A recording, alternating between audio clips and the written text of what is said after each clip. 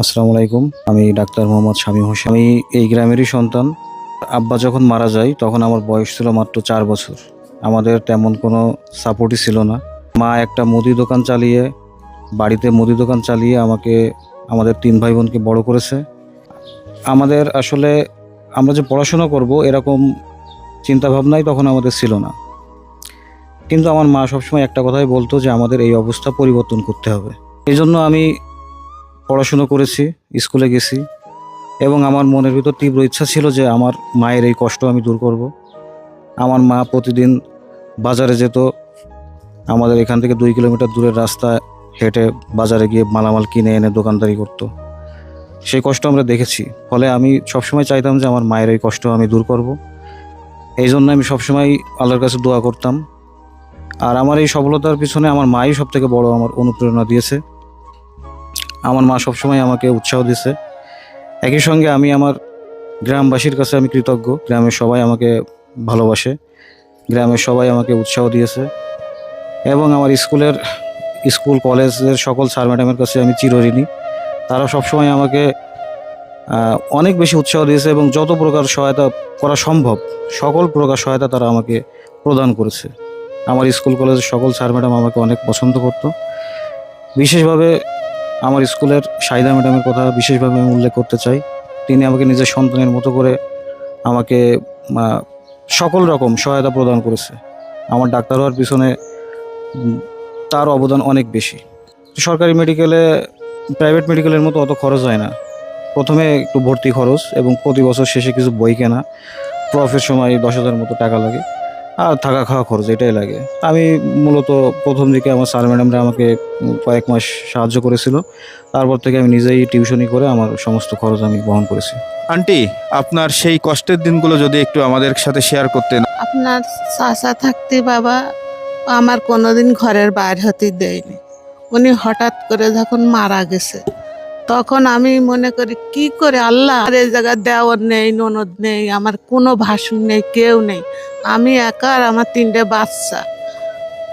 এই আমার আশেপাশের লোক আমারে খুবই ভালো জানে। তারা আমার সাহস দিয়েছে, থাকো, কোনো অসুবিধে নেই।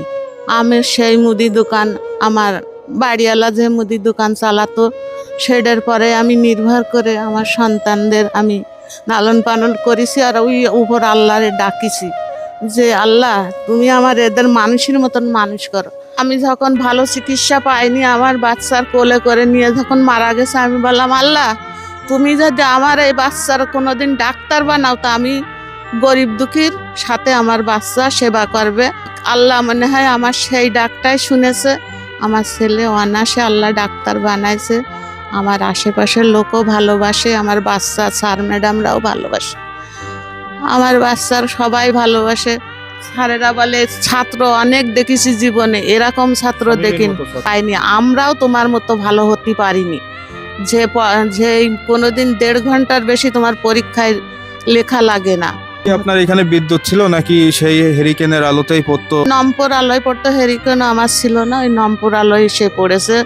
আর আমার সাথে সেও দোকানদারি করেছে, হেল্প করেছে, দোকানদারি করে সাথে দোকানদারি করা আর ওই সময় পড়াশোনা করা, মাধ্যমিকে প্রাথমিক। হ্যাঁ, অনেক কষ্ট করেছে আমার। তো আসলে মায়ের দোয়া যে কাজে লাগে তার বাস্তব একটি উদাহরণ আমাদের এই শামীম। এটা আমি স্মরণ করি যে আমি যে পরিবেশ থেকে উঠে এসেছি, যে এটা অবাস্তব একটা পরিবেশ।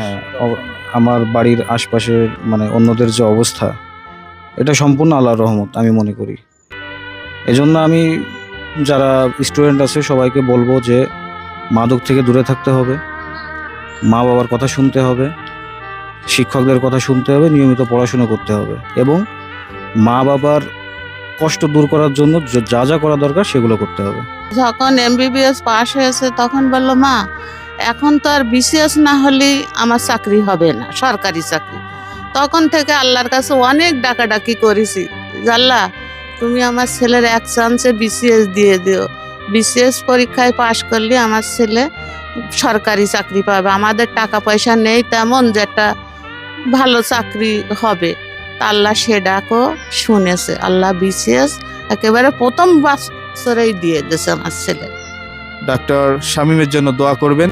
রত্নগর্ভা আমাদের আন্টি কোহিনুর বেগমের জন্য দোয়া করবেন। আমার ছেলে আমি নিজে মা কোনো সময় বলিনি, আজকেই বলতেছে আমার আমার বাচ্চার আমি যদি ঈদি জামা না কিনে দিতে পারিছি, আমি যদি বলেছি যে একটা জামা এখনো কিনা হলো না, ঈদ তো চলে আসলো, সে তখন বলে তোমার অত চিন্তা করা লাগবে না, আমরা নতুন জামা পরবো না, আমাদের কোনো নতুন জামা লাগবে না। তো এরকম একটা, এগুলো আসলে আমাদের জন্য উৎসাহ। এই ভিডিওটা আপনারা বেশি বেশি শেয়ার করবেন।